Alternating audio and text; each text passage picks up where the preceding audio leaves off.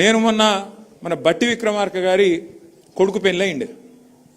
నేను పోయినా, ఆయన పిలిచిండు విక్రమార్క గారు, మర్యాదకు పిలిచిండు కాబట్టి ఇంట్లో శుభకార్యాలు ఉన్నాయి, ఎవరైనా చచ్చిపోయినా అక్కడ రాజకీయం ఏముంటుంది, పోతాం కదా. పోయినాం. పోతే మీరు నమ్మరు నేను చెప్పేది, పోతా అని నాకే తెలియదు గంట ముందు దాకా. మేమందరం అక్క నేను అందరం నాగోల్లో ఉన్నాం.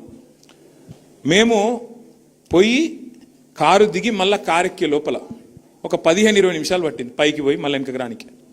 నేను ప్రామిస్ చెప్తా ఉన్నా, నేను కూడా ఊహించలేదు. ఇక్కడ దిగి మళ్ళీ కారు దిగి వేదిక మీదకి పోయి కిందికి వచ్చే లోపల ఆడ ముఖ్యమంత్రి ఉన్నాడు, మంత్రులు ఉన్నారు, మొత్తం కాంగ్రెస్ నాయకులు ఉన్నారు. కనీసం ఒక 100-150 మంది కాంగ్రెస్ కార్యకర్తలు చేతిలో చేసి, అన్న వస్తున్నది మీ గవర్నమెంటే, అన్న వచ్చేది మీ గవర్నమెంటే. నేను ఊరికే చెప్పట్లేదు, కొత్తగానే చెప్తలేను, ప్రామిస్ చెప్తున్నా. నాకే ఆశ్చర్యం అనిపించింది.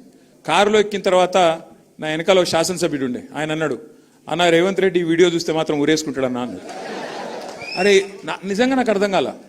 ఆడ అడిగినా నేను, చేయగలిపి అందరూ మీ గవర్నమెంట్ అంటే ఎవరబ్బా ఇల్లంతా అని చెప్పి ఏ ఊరు మీదని అడిగిన. ఒక ఆయన ఖమ్మం, ఇంకొక ఆయన మదిర, ఇంకొక ఆయన పాలేరు. ఇట్లా మొత్తం ఖమ్మం జిల్లా వాళ్ళే ఎక్కువ ఉన్నారు. సహజంగా ఆయన జిల్లా కాబట్టి మా డిప్యూటీ సీఎం గారిది వాళ్ళే ఉన్నారు, మొత్తం కాంగ్రెస్ కార్యకర్తలు. వాళ్ళు ఇంకో 2.5 ఏళ్ళు కాలే, ఇంకా సగం టైం కూడా కాలే. కానీ వాళ్ళు కాంగ్రెస్ కార్యకర్తలు చెప్తున్న మాట ఈరోజు, వచ్చేది మీ ప్రభుత్వమే, రాబోతుంది మీరే అని చెప్పి షేక్ హ్యాండ్ ఇచ్చి అడ్వాన్స్ కంగ్రాట్స్ చెప్తున్నారు వాళ్ళు. నాకు అర్థమే కాలే.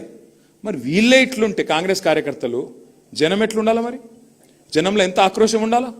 అంటే ఇవాళ వాస్తవం ఏంది అంటే